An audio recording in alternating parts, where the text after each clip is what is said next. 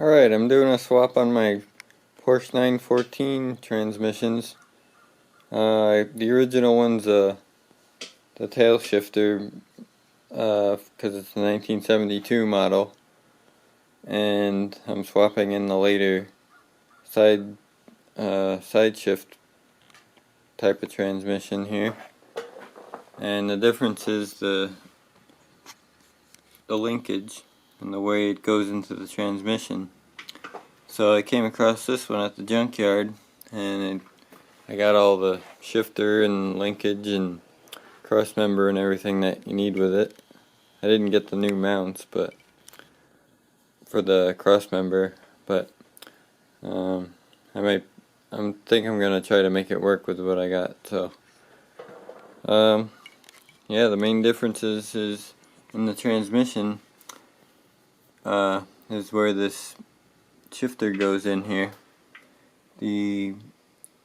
This is the newer one, obviously, but the old one comes in back here somewhere in the back there. So the whole design of the shifter is different and much more simplified in these later model transmissions. There's a lot less just pivot points and everything. But the transmissions are pretty much the same. You could actually switch on these Tailshift Sideshift parts onto the Tailshift transmission if you didn't have the whole transmission, but it's easier just to swap in the whole thing. So I got this one from the junkyard and I cleaned it up and everything. Seems good. And I got the linkage here. It's a little bent up, it's quite bent up here, and the U-joint shot. Back part needs a paint job, but I got the cross member all fixed up here.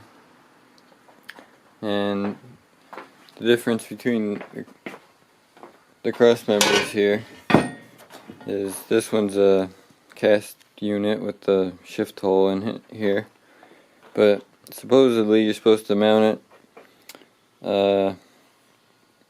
The old one has the mounts out here, the soft mounts, and it solidly mounts to the transmission in the middle. But this new one's you're supposed to mount solid to the body and have your mounts in the middle here. But I didn't.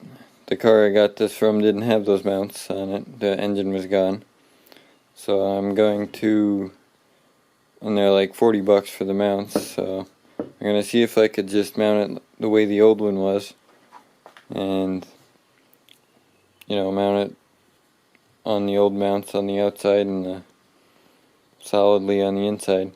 So I might have to cut these off, these extension pieces, and put extension pieces in here so that it's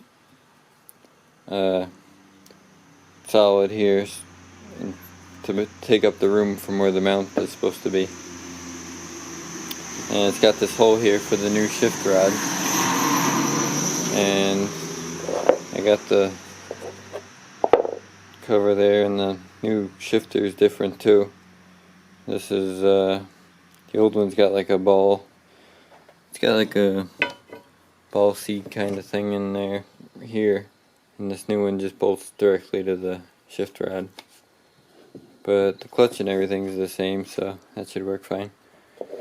But what I'm going to do with this shift rod, since this U-joint's shot and this is bent, the bushing in the firewall is supposed to be smaller. There's like an adapter bushing, because this new shift rod is smaller than the old one. So you're supposed to, and the firewall hole is different, the way the cover goes on and everything. But so what I'm gonna do is, since this is all bent up anyway, I'm gonna cut it off and put a new pipe in here that's the same size as the bigger size of the old one, so that it'll work with the old bushing and I don't have to get the adapter bushing. And then I'm gonna weld in this U-joint here to wherever it needs to be, so that'll should tighten that up anyway, because these U-joints are kind of crappy anyway, I think, because they always have a little bit of play in them. Even when you buy new bushings, they're like not very tight. So that should be an improvement too. The front part here goes in the shift tunnel, and there's actually a little plate in the shift tunnel that has a hole in it, and they say sometimes that can interfere with this new rod because the way it has more throw than the old one, so that you might have to cut open the tunnel to drill out that hole bigger. So I'll have a look at that when I get to it and see what it looks like and how close it is. Hopefully I don't have to do that because I don't feel like ripping out my rug that much. So we'll see how that goes. Alright, so I had to modify this new cross member a little bit to get it to work with the old outboard mounts. I had to drill out the holes a little bit here and cut off these nubs on the end to make it the same height as the old one.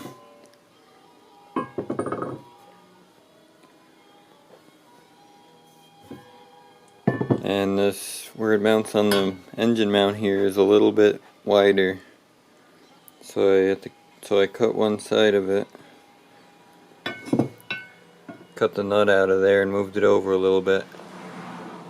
So I was going to do both sides to make it even, but one side seems to work fine.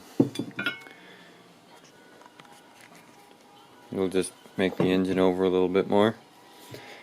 And I got this shift linkage all done. Welded the new pipe for the firewall here in the U-joint. So I think I'm gonna have a problem getting it in because it's only one piece now. So I'm gonna get it in there without the cross member in the way. So I'll put the shift linkage in, and then when that's in, I'll put when this is all set, then I can put the transmission in, because that's going to be a problem too, because it's got to slide into here. So I gotta put the transmission in after the shift linkage while it's already in there, and it'll all go in as a unit. But I think that'll be a lot better than it was. And I think I'm going to be able to use this old boot. Might have to see how it looks when it's in there, but I almost got the transmission out now. It's pretty easy to take out. I just got to get the axles out, and I got to get this cross member back in before I pull that out, otherwise the engine will have nothing holding it in. And you can see the difference in the shifters here. There's the new one, and the old one here. It's got like 2 bushings here, and they always break and have slop. And the new one's got no bushings. And in the middle, you got a couple bushings here to wear out too. And the new one's got just the U-joint and the firewall bushing. And at the back, the old one has this thing. It's got a bushing, and here it just flops around on metal to metal, so they tend to wear too. That's a good place to get slop. And this is the old bushing. Goes on there like that. And the new one's a little small one that goes on here. And it's got this bushing in there, in between here.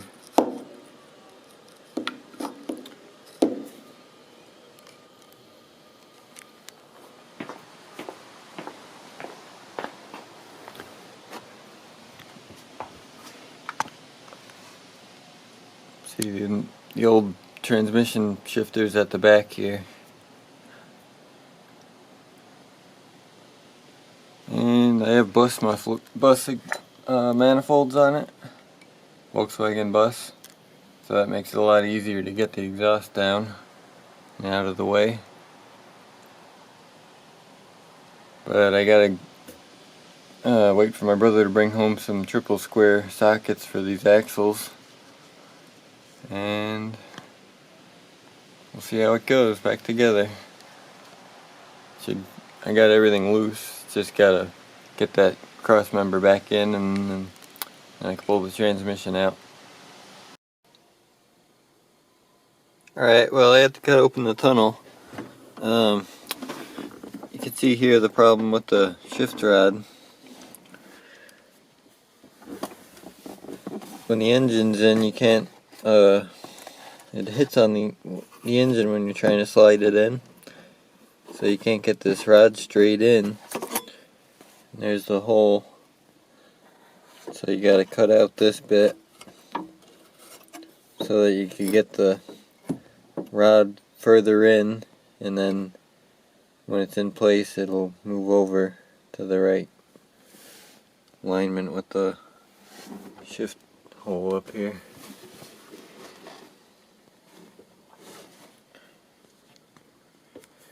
So I cut it out, folded it open like that, and when it's done I'll just tack it welded, tack it back shut, and that should work. Doesn't seem to be hitting on any of the anything else. Alright, it's mostly back together now. Got all the axles and starter in there and everything.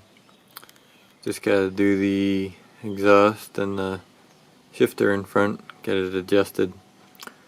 But the cross member went in okay with the soft mounts on the end. And I did have a problem with getting the shifter right. I had to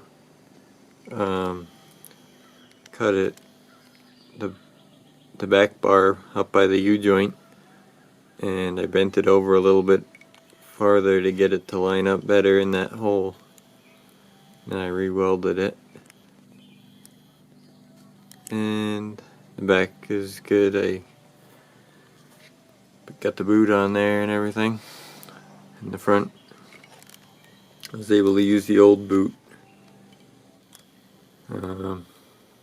It's just swapped around, because originally the back pipe came out this side. Now it's coming out this side, so I just turned it around, and it seems to work fine. And I'm gonna do a little bit of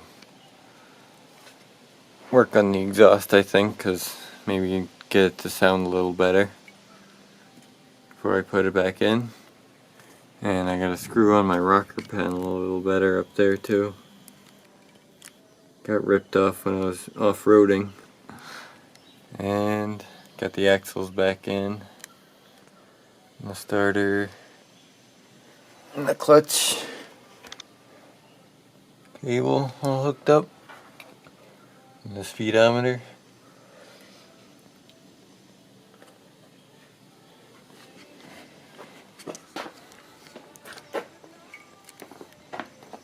There's the old one. It was a little bit leaking out of the seals here, but not too bad.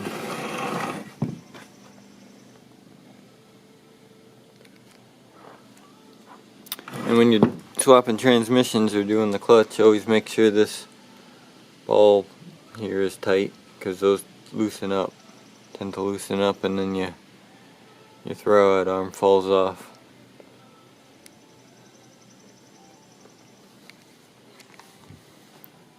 Alrighty, guess that's it.